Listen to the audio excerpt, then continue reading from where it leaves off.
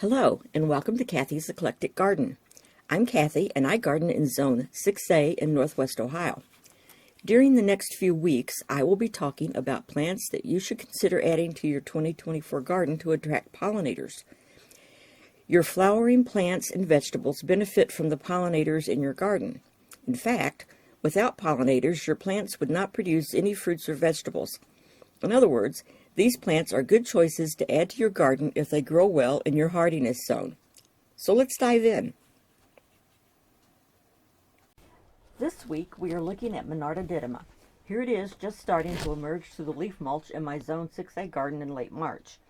It has several common names such as Scarlet or Crimson Bee Balm among others, and is sold in nurseries as Cline Monarda.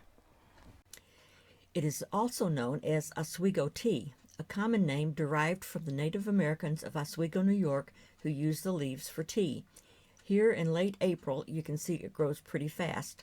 Hardy in zones 4 to 9, it is a perennial wildflower native in the eastern United States and is primarily pollinated by hummingbirds.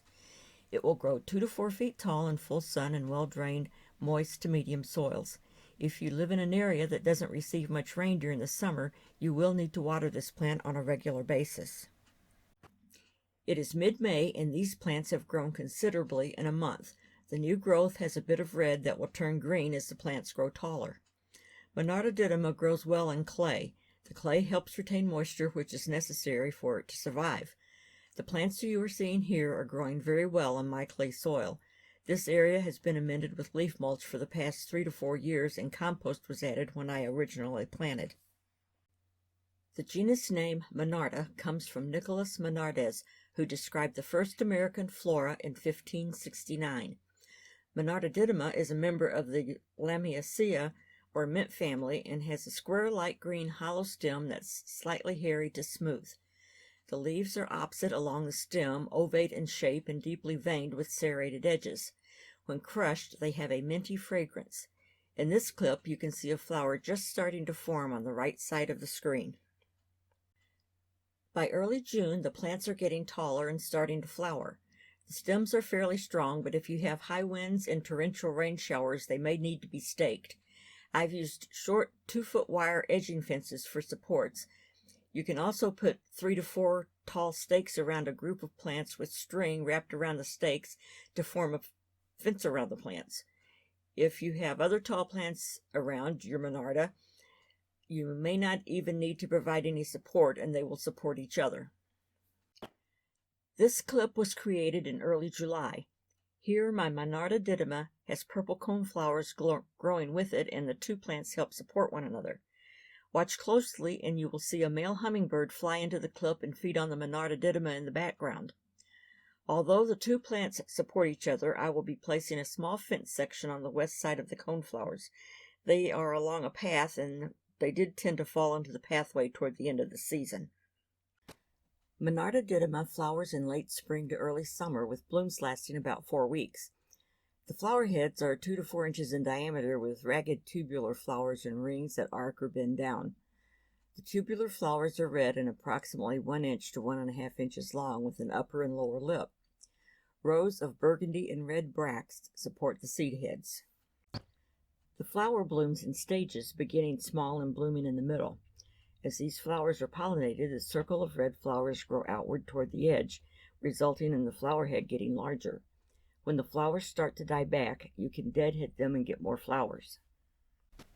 I've never seen this before in any of the research I've done, either online or in books or magazines, but if you're lucky, you may occasionally get a plant that produces a double bloom.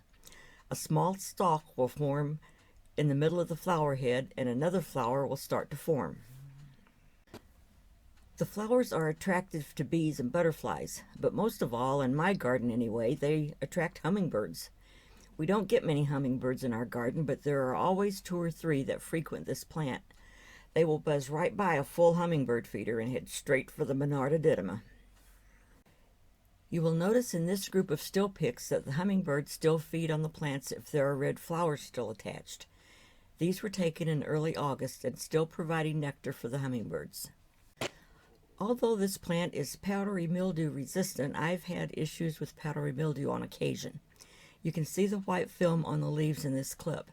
To prevent this, make sure there's plenty of airflow around the plants. I covered how to treat powdery mildew in my last video on wild bergamot.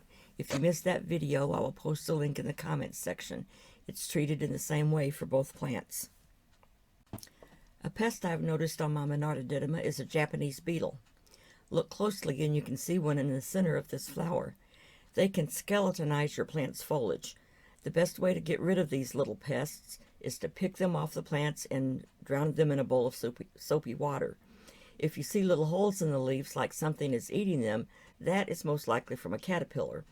Monarda didyma is the host plant for 3 moths, the hermit sphinx, orange mint, and the raspberry pyrasta. They may make your plants look bad, but the damage won't harm the plant. However, the nemesis in my Monarda didyma and purple coneflower garden is the morning glory vine. Some gardeners love this vining plant and enjoy having it in their garden. It is an annual that reseeds itself. But in my garden, this plant is a weed.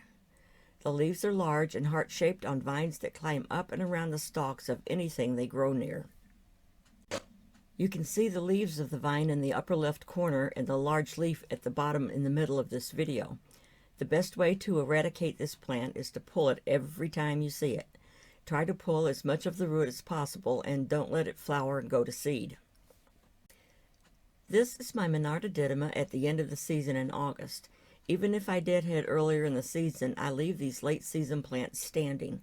The seed heads provide food for the birds, and if any of the plants get broken, the hollow stalks provide a place for bees and other insects to overwinter.